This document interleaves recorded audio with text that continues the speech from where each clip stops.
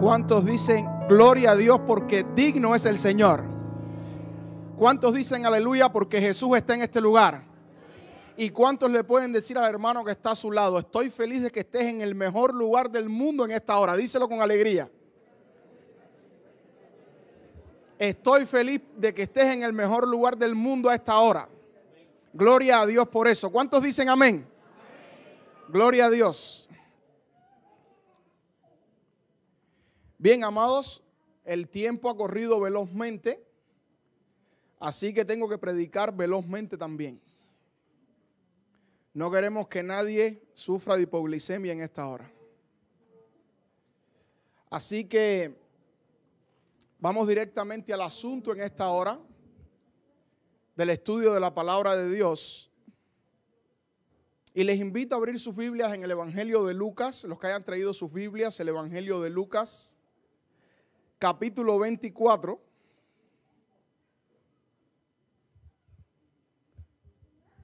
Versículo 13.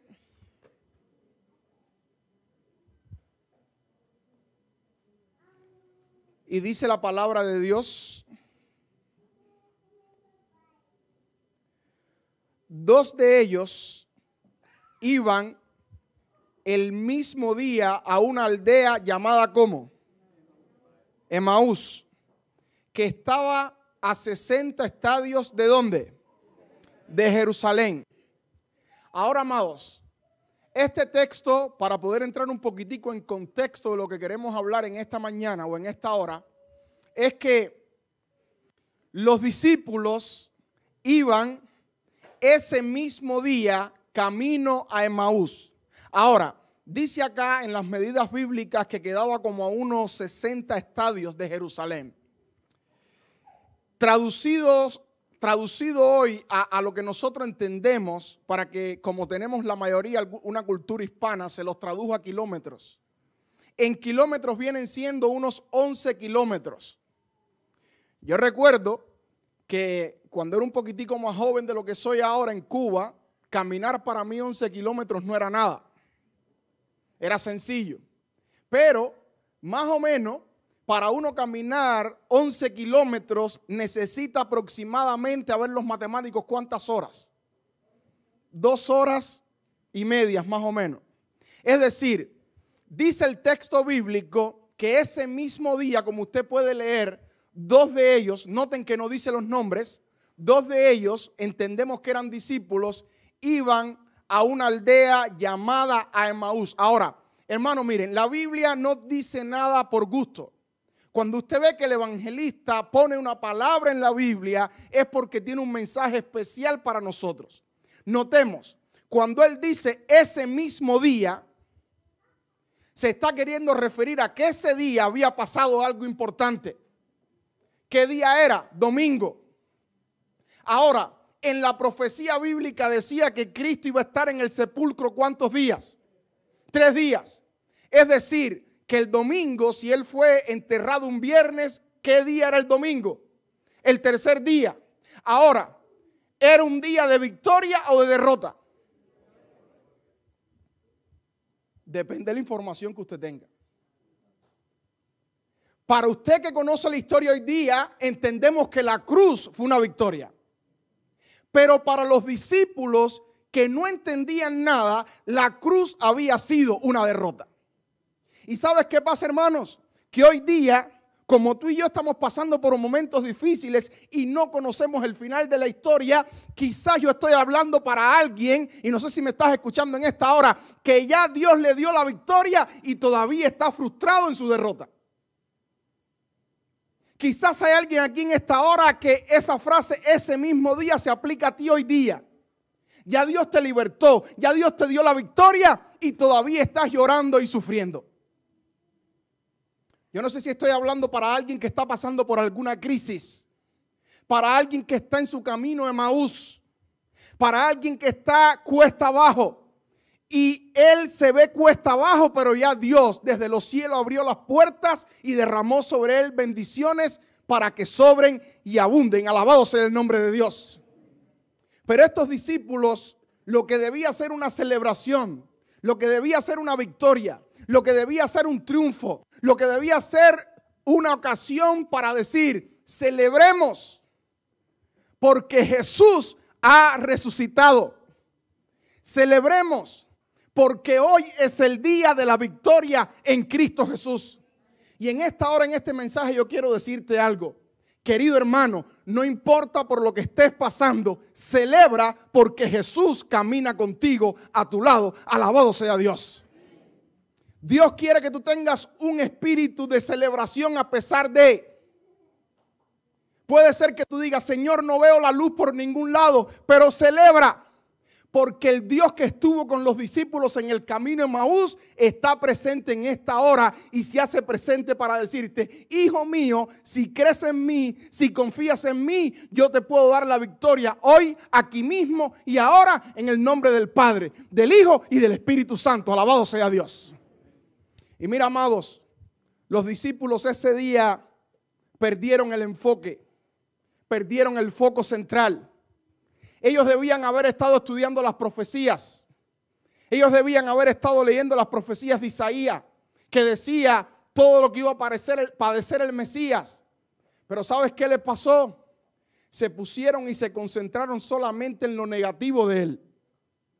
Ellos podían haber dicho, no, él nos dijo que se iba a levantar al tercer día, pero si usted lee el capítulo, va a entender que ellos solo se concentran, sí era un buen profeta, era. No que él fue bueno en obra, fue. Pero ellos no estaban leyendo la Biblia como diciendo, Dios es capaz de todavía levantarse de los muertos y hacer un milagro grande, maravilloso y glorioso. Ellos estaban concentrados más en lo negativo que en lo positivo.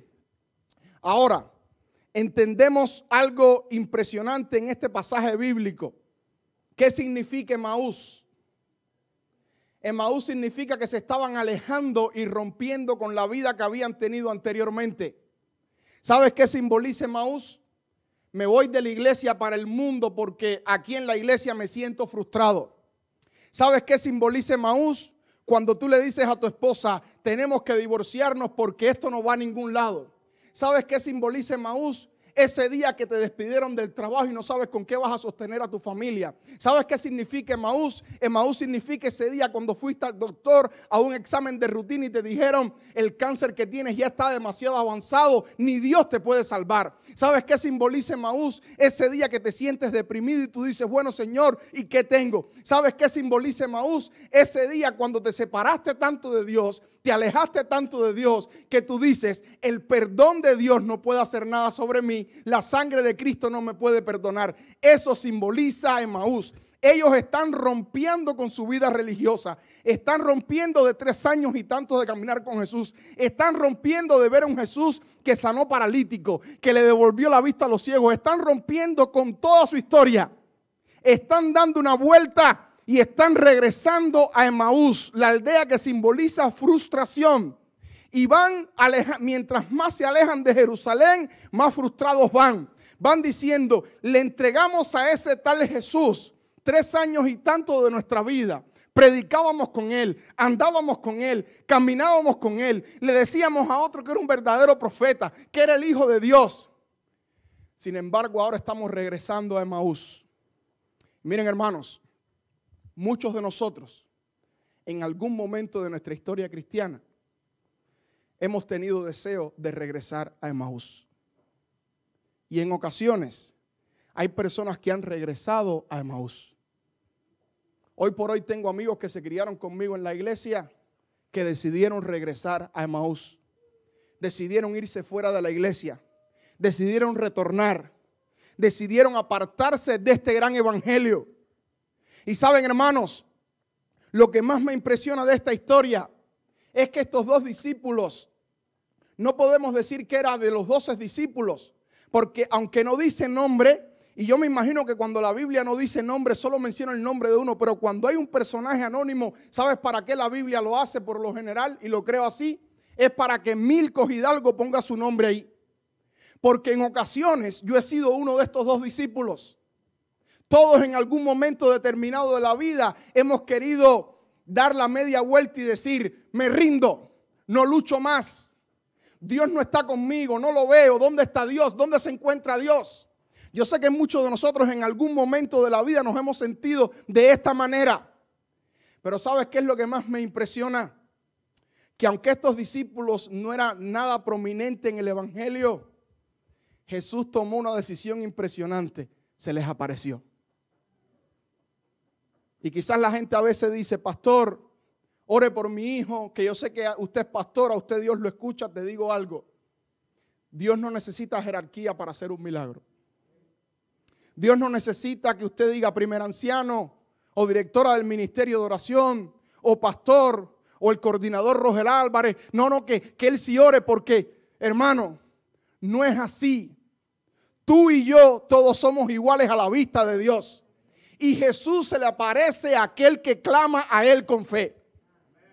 He estado en lugares donde me han dicho, pastor, no, porque si usted ora es que el milagro sucede. Digo, el hermano está equivocado.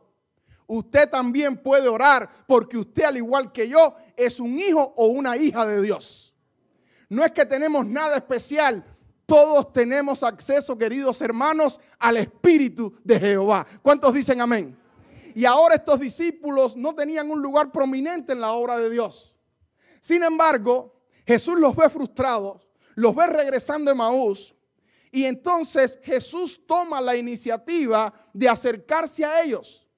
Jesús se les aparece. Hermanos, ¿saben cuántas personas estaban deseosas de ver a Jesús? ¿Cuántos? Muchísimos. Sin embargo, ellos, que no eran nada prominentes, tuvieron el privilegio de encontrarse con Jesús. Noten que para este entonces todavía Tomás estaba incrédulo. Tomás, no, que Jesús resucitó, no lo creo. Sin embargo, Tomás, que era uno de los 12, no había visto a Jesús. Sin embargo, estos dos personajes, uno que dice el nombre más adelante, el otro un personaje anónimo, tuvo el privilegio de ver al resucitado, aquel que se había levantado victorioso el tercer día en el nombre del Padre, del Hijo y del Espíritu Santo. Y ahora, hermanos, miren, comienza el camino. Y lo que más me impresiona de Jesús es que Jesús es un caballero. En el sentido que Él llega y Él busca al desanimado. Y ahora los desanimados van quejándose, van mirando. Y cuando Jesús comienza a hablar, les dice, oye, ¿de qué están conversando? Y entra en la conversación muy tranquilo, muy diáfanamente. Y entonces le dicen ellos, ¿acaso eres tú el único forastero? El único forastero que no sabes lo que ha pasado en Jerusalén. Ahora, hermano, ¿ustedes creen que Jesús no sabía lo que había pasado en Jerusalén? Si a él mismo era al que le había sucedido todo, él era el protagonista de la historia. Y ellos le dicen, ¿acaso eres tú el único forastero que no conoces lo que ha acontecido en Jerusalén? Y mira, el texto en el versículo 16 dice que, pero los ojos de ellos estaban velados para que no, ¿qué cosa? Lo reconocieran. Nota, Jesús se aparece como un forastero. Cuando usted lee la palabra forastero, ¿qué le quiere decir eso? Una persona normal. Es decir, el pastor Milcos Hidalgo comprando en Walmart. Una persona normal. No es lo mismo que se aparezca Jesús como una personalidad, vestido como un sacerdote de la época. No. Jesús se aparece como un forastero. Ahora, ellos tenían en su mente que Jesús los iba a libertar del yugo romano, que iba a establecer un reino en la tierra. Todo esto estaba en la mente de ellos. Ahora, cuando Jesús se les aparece como un forastero, hermanos, es imposible que lo pudieran reconocer. Porque en su mente no estaba la idea de que Jesús pudiese aparecerse de esa forma. Ustedes recuerdan la experiencia cuando los discípulos están en la gran tormenta y Jesús se aparece caminando por encima de las aguas. ¿Qué creían ellos que era? ¿Un fantasma, sí o no? Sí. ¿Sabes por qué sucede esto? Y entiende esto en esta mañana. Esto sucede porque nosotros, cuando Jesús no se aparece de la manera que nosotros creemos que se tiene que aparecer, no lo reconocemos. Se lo voy a decir lento de nuevo para que me entienda.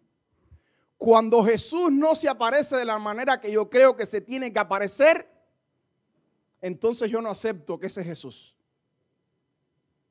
No, porque eso que está haciendo el hermano no es de Dios, porque yo creo. ¿Y quién dijo que tú tienes que creer?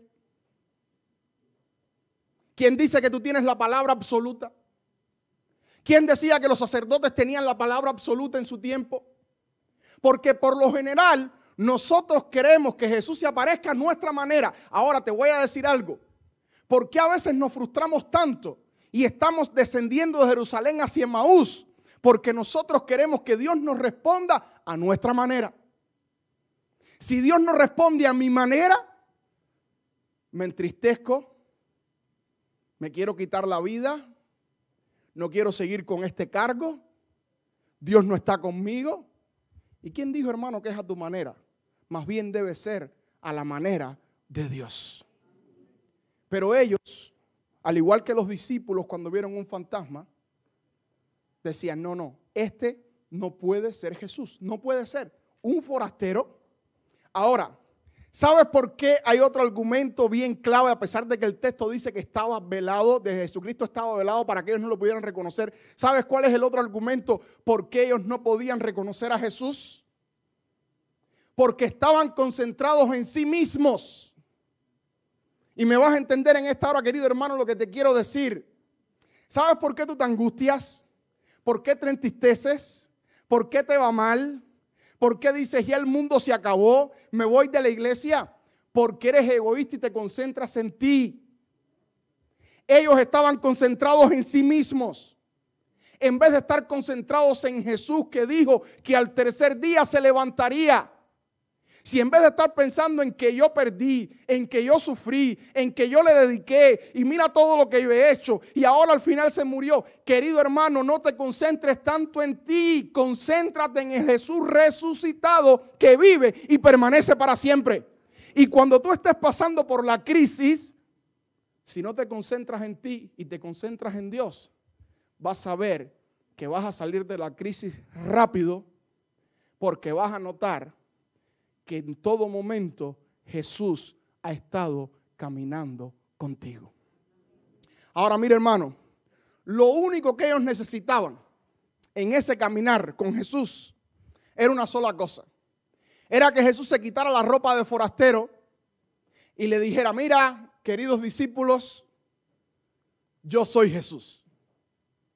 Si Jesús hubiese hecho esto, era todo lo que ellos necesitaban, porque la tristeza de ellos era real. Era que su maestro había sido crucificado y estaba muerto. Ahora, amados, Jesús, ¿por qué de repente no les dice, mira, hijo mío, no sufras más? Estás pasando por esta crisis, no hay problema, yo soy Jesús, estoy aquí a tu lado. ¿Por qué Jesús muchas veces no hace esto de repente? ¿Sabes por qué Jesús no lo hizo? Que Jesús quería grabar en la mente de ellos lecciones espirituales que jamás olvidarían.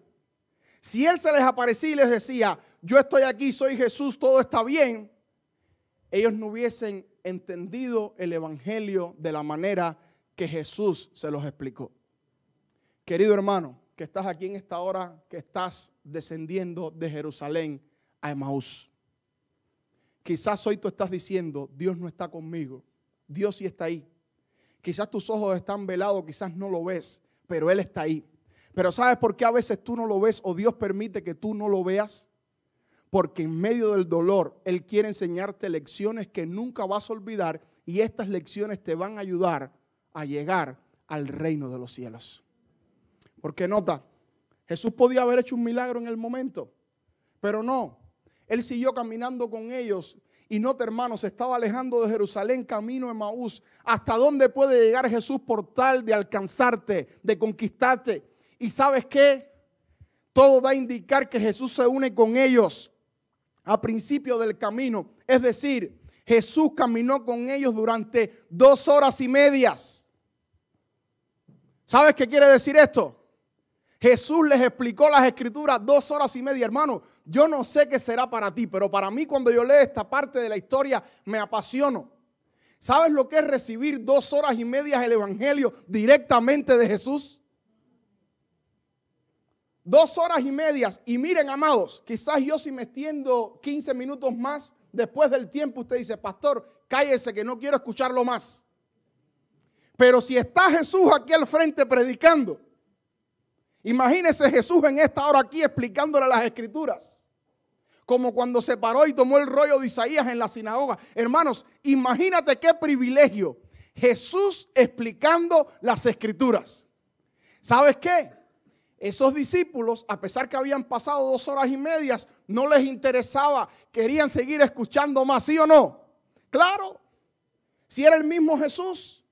Y lo que más me impresiona de la exposición de Jesús es que Jesús les comenzó a hablar y les paseó por todo el Antiguo Testamento hasta llegar a los días de Él. Y yo no sé cómo hay personas que hoy día todavía dicen, no, el Antiguo Testamento está abolido. Los adventistas están mal. Ellos le dan mucho valor al Antiguo Testamento, porque el Antiguo Testamento era para los judíos. Y el Antiguo Testamento tiene historias enredadas. Y el Antiguo Testamento, pero ahora cuando leo esta historia, me doy cuenta que para Jesús el Antiguo Testamento tiene valor. Amén. Porque la palabra dice que toda la Escritura es inspirada ¿por quién? Por Dios. Es toda la Escritura. Y mira, amados, Jesús comienza a hablarles a ellos, de decirle, mira, era necesario que el Cristo padeciese, que pasara por todo lo que pasó. Pero, amados, dice el texto bíblico que el corazón de ellos ardía. Y cuando nosotros hemos estado caminando a Emaús y estamos tomando decisiones equivocadas, decisiones que no son las más correctas, nos disgustamos con la iglesia, nos disgustamos con los hermanos, nos disgustamos con nuestros padres, nos peleamos con nuestros jefes y estamos descendiendo cuesta abajo. En todo momento Jesús siempre nos quiere hablar. Y Jesús quiere que nosotros entendamos cuál es el camino. Y hay momentos donde el corazón nos arde, pero decimos, no, ¿para qué? No quiero seguir las instrucciones de la palabra de Dios. Querido hermano, si en esta hora estás pasando por un momento de angustia, de tristeza y de dolor, y sientes que tu corazón arde, créeme que es el Espíritu Santo que trae la presencia de Jesús a tu vida, diciéndote, aunque creas que estás solo, yo estoy aquí caminando contigo todos los días hasta el fin del mundo. Y mira, amados, para que podamos entender la escena final, Jesús viene caminando con ellos, dándole un estudio bíblico de 2 horas y media. ¿Y saben qué hace Jesús? En vez de invitarse a la casa a entrar, Jesús hace como que va a seguir de largo. Y ellos, cuando ven que este hombre va a seguir de largo, todavía ellos no saben que es Jesús, lo están viendo como un forastero, lo dejan seguir de largo y ellos le insisten, Jesús, es necesario, querido amigo, querido forastero, es necesario que vengas y te quedes con nosotros. ¿Saben que muchos, sin saberlo, dice la Escritura, han hospedado ángeles en sus casas? ¿Saben que muchas personas, sin darse cuenta, han hospedado a personas, a ángeles celestiales? Nosotros lo creemos como cristianos y hay evidencia de ellos en la palabra. Miren, amados, ¿cómo hubiera sido el trato de ellos si hubiesen sabido que era Jesús? Dice el texto bíblico en el versículo 29 que ellos le obligaron ¿a qué cosa? A quedarse. Y no sabían que era quién. Ellos no saben quién es. Sin embargo, le dicen a este hombre, por favor, quédate. No es por favor, quédate.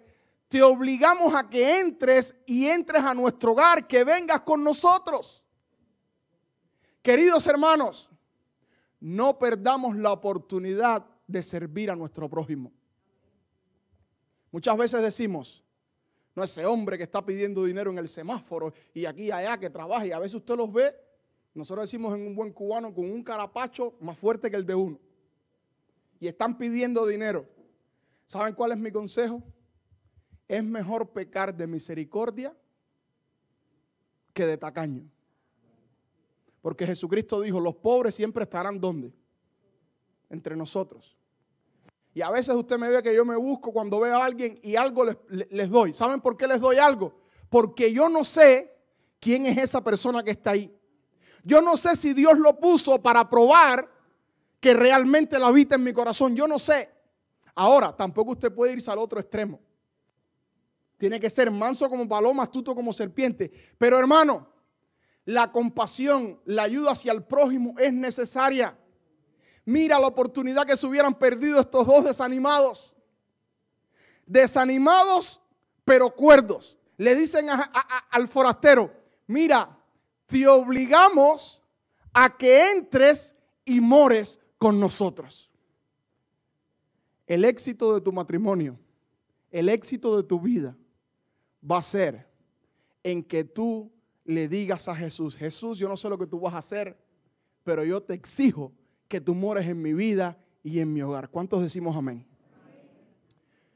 El título del mensaje en esta mañana es Quédate con nosotros. Y queridos hermanos, es necesario, es urgente que le roguemos a Jesús que se quede en nuestras vidas.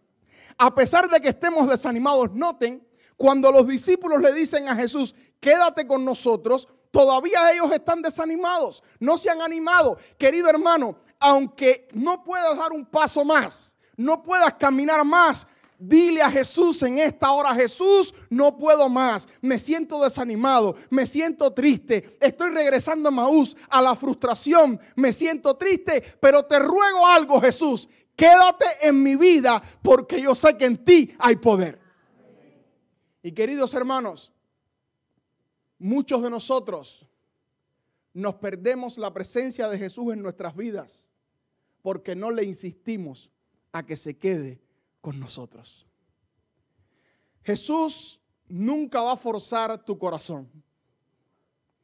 Quizás estoy hablando para alguien que aún no se ha bautizado, que está aquí sentado y dice, bueno, y es que hay que obligarme a estudiar la palabra y Jesús me va a obligar y me va a obligar a hacer cosas. Mira, nadie te va a obligar. Jesús no te obliga. Nota que Jesús es un caballero. Nunca Jesús va a poder entrar a tu corazón si tú no lo invitas. Tú debes invitar a Jesús a tu vida. Él busca la iniciativa de buscarte, llega a tu corazón a través del Espíritu Santo, te habla, te dice, yo quiero ayudarte, hijo mío, pero tú tienes que tomar la decisión final de decirle, tú tienes que tomar la decisión final y decirle, mira, yo quiero, Jesús, que tú entres en mi corazón. Apocalipsis 3:20 dice, yo estoy a la puerta, ¿y qué cosa? Y llamo. Jesús tocó la puerta de estos discípulos. La tocó y la tocó y ellos quisieron. Abrieron. ¿Cómo que tocó, pastor? Sí, él se le une como forastero y durante todo el camino les está hablando del evangelio. Les está diciendo que Jesucristo va a resucitar, que las profecías decían que él iba a padecer, que al tercer día se iba a levantar, y él les comenzó a hablar del evangelio. Y los discípulos al final tomaron la decisión de decirle, Jesús, entra a mi vida. Si hay alguna persona que nos está visitando en esta hora, yo quiero que entienda lo siguiente. Tú no estás aquí por casualidad. Tú no estás aquí porque, bueno, me trajeron, yo vine. No. Tú estás aquí porque Jesús, desde que tú naciste, te ha estado buscando, te ha estado llamando. Ahora te encuentras en esta hora acá. Él no te va a forzar. Él lo único que va a hacer, lo único que Él va a hacer es tocar a tu puerta. Queda de ti abrir o cerrar la puerta. Los discípulos tuvieron un privilegio tremendo. No solo caminaron con Jesús después de Jesús haber resucitado, sino que comieron con Jesús después de haber resucitado. Hoy tú tienes ese privilegio. No solo de caminar, sino de comer en esta tierra con Jesús y sobre todo cuando comamos del fruto de la vid con Él en el reino de los cielos. Pero querido hermano, la decisión es tuya. Y no me digas que para aceptar a Jesús tienes que estar bien. No. Ellos desanimados lo invitaron. Y muchas veces es en ese caminar de la angustia, del dolor, en ese descender en el camino de Maús, donde Dios se hace más presente en nuestras vidas. Yo sé que estoy hablando para personas en esta hora que si no están pensando en regresar a Emaús, están caminando a Emaús. O si están en Jerusalén, están ya a punto de salir por la puerta o están pasando por alguna crisis. Yo sé que estoy hablando para ese tipo de personas en esta hora. Pero también tengo un mensaje para ti. Aunque tú decidas regresar a Emaús, Jesús va a caminar contigo. Y va a hacer todo lo posible para que tú regreses a Jerusalén. Va a hacer todo lo posible para que tú estés bien y va a hacer lo que tenga que hacer. En estos días que estuve en Cuba, me impresionó la historia de unos muchachitos jóvenes. Ellos también estaban pasando su camino en Emaús. Porque Emaús significa frustración, perderlo todo, quedarse sin nada. Y saben, no hay nada peor que le pueda pasar a un muchachito joven que perder a su mamá y a su papá. La mamá tuvo una discusión con el padre. La mamá terminó matando al papá. Lo asesinó. ¿Qué le sucedió a estos muchachos? Tuvieron que irse a vivir con una tía en La Habana, en mi barrio Marianao, barrio pobre. Imagínense que aunque está en la capital, el piso es de tierra. En el medio de la sala hay una fosa reventada en la sala de la casa. Un lugar inaccesible prácticamente, pero es allí donde ellos vivían. Y estos muchachitos, después de perder a su papá, que estaba muerto, la mamá fue presa, les toca vivir en casa de la tía. Y estando en casa de la tía, hicieron muy buena relación con su primito pequeño de unos 11 años de edad. Los muchachos unos 13, 14 años. Y mi hermana que trabaja en el ministerio infantil de la iglesia de Marianao. Y yo me quedo impresionado cuando ahora llegué a Cuba y vi todo lo que mi hermana está haciendo. Muchísimos niños, cientos y tantos niños, no de la iglesia, sino niños de la comunidad que están en condiciones infrahumanas. Es como el grupo misionero de la iglesia que fue a Las Cañas, que hicieron un trabajo impresionante. Y allá en Cuba todo el mundo los tiene como héroes porque hicieron lo que tenían que hacer. Predicaron el evangelio de Cristo Jesús a los necesitados. Y mi hermana se propuso hacer esto. Y comenzó a crear diferentes grupos pequeños de niños. Martes en tal lugar, lunes en otro lugar, jueves en otro lugar, domingo en la tarde en otro lugar.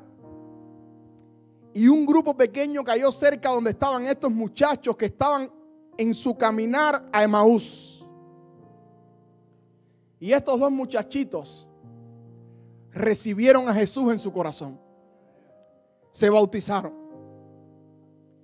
Y después de ser bautizados le empezaron a predicar el evangelio al primito. Lo mismo que hizo Jesús 2 horas y media, pero ellos comenzaron a decirle a su primito: mira, tú tienes que aceptar a Jesús. Jesús te puede ayudar.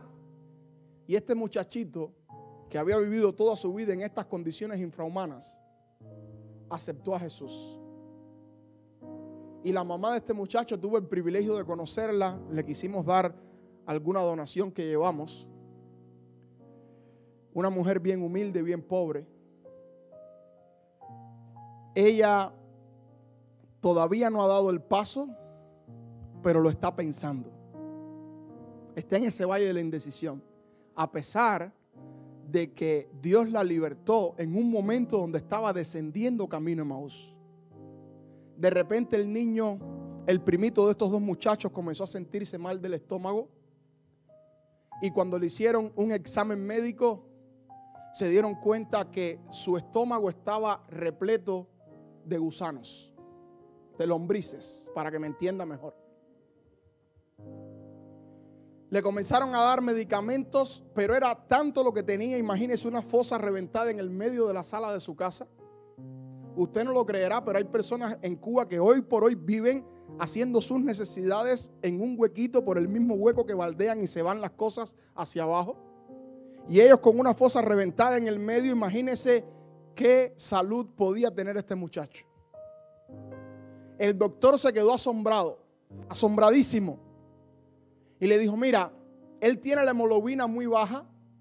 como esto con medicamento no sale, algo hay que hacer, pero puede quedar en la sala de operación. El niño está medio que entendiendo la conversación a pesar de la edad. La madre está angustiada, está en su camino a Emaús. No puede ver un milagro porque está concentrada en su problema. Los primitos están también concentrados en su problema. Pero ¿sabes qué hizo este muchachito de 11 años? Le dijo: mamá, no te preocupes, Jesús está conmigo. Todos los demás estaban concentrados en el problema, los más adultos, la mamá, todos estaban concentrados. Sin embargo, este muchacho estaba concentrado no en el Jesús crucificado, sino estaba concentrado en el Jesús que vive y permanece para siempre. Y muchas veces nos quedamos atascados en el camino de Emaús porque estamos concentrados en el Jesús crucificado y no en el Jesús que se levantó, como comienza diciendo el texto en el versículo 13, ese mismo día. Y ya estaba todo listo para hacerle la operación al muchacho. Podía quedar en el salón de operación, la hemoglobina bien baja. Y de repente él le dijo a la mamá: mamá, vamos a orar, porque Jesús nos puede ayudar. Y hermanos, de la nada Dios hizo el milagro. Comenzó a expulsar todo aquello. Y dice que el médico que lo estaba atendiendo se horrorizaba de lo que veía que estaba saliendo por la boca de aquel muchachito. Se empezó a sentir un poco mejor. El médico dijo: vamos a repetirle el examen.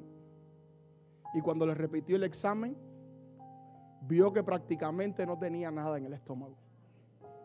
Y le dijo: bueno, ahora que le queda tan poco, vamos a ponerle medicamento. Y por la gracia de Dios el muchachito no tuvo que operarse. Él se concentró en el resucitado, no en el Jesús crucificado. Querido amigo y hermano, en tu caminar por este mundo hacia el reino de los cielos, muchas veces nosotros preferimos ver a un Jesús crucificado. La cruz fue victoria, pero más victoria fue que se levantó al tercer día. Y todo aquel que cree en Él, a pesar que esté caminando Emaús desanimado, se puede levantar en el nombre del Padre, del Hijo y del Espíritu Santo. Lo único que tienes que hacer es creer en Jesús. Pregunto en esta hora: ¿quién es la primera persona que quiere pasar al frente diciéndole a Jesús: Jesús, yo hoy quiero creer en ti? ¿Quién es la primera persona que quiere venir al frente y decirle a Jesús: Jesús, yo quiero creer en ti a pesar? Gloria a Dios. Pase al frente, hermano. Pregunto: ¿hay algún hermano más de iglesia que quiere decirle a Dios: Jesús, yo quiero creer en ti a pesar de las dificultades? Gloria a Dios por eso. Yo quiero tener una oración especial por ti. Pasa al frente. ¿Sabes por qué?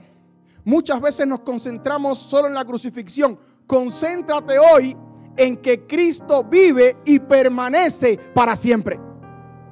Y si tú vienes al frente hoy, yo quiero orar por ti para que tú le digas a Dios: Dios, yo creo en ti a pesar de las dificultades, a pesar de que todo está nublado, a pesar de que el camino de Emaús es tan denso, es tan difícil, es tan dificultoso. Yo hoy prefiero creer en ti, Cristo Jesús, porque tú no eres un Dios que está muerto. Tú eres un Dios que vive y permanece por ¿cuánto tiempo? Querido hermano, no salgas desanimado de este lugar en esta mañana, no. ¿Sabes cuándo tú sales desanimado? Cuando te concentras en ti. Pero cuando tú te concentras en el Jesús resucitado, ¿cuántos decimos gloria a Dios? Cuando nos concentramos en el Jesús resucitado, hermano, no hay problema en este mundo que me pueda quitar el gozo. No lo hay. ¿Cuántos dicen aleluya? No hay problema que a Milko Hidalgo le quite el gozo. ¿Sabes por qué? Porque a mi lado, aunque a veces no lo vea, camina el Jesús que caminó con los discípulos en el camino a Emaús. Y por grande que sea mi problema, cuando me arrodillo en mi casa digo: ¿cuál es el temor? ¿Cuál es la angustia? ¿Cuál es el miedo? Si contigo está Miguel, el Jesús victorioso que muy pronto regresará. Mi esposa va a cantar un canto. Y mientras ella canta este himno, yo te pido que tú le digas a Dios: Dios, aunque no te pueda ver, Cristo Jesús, yo creo en ti.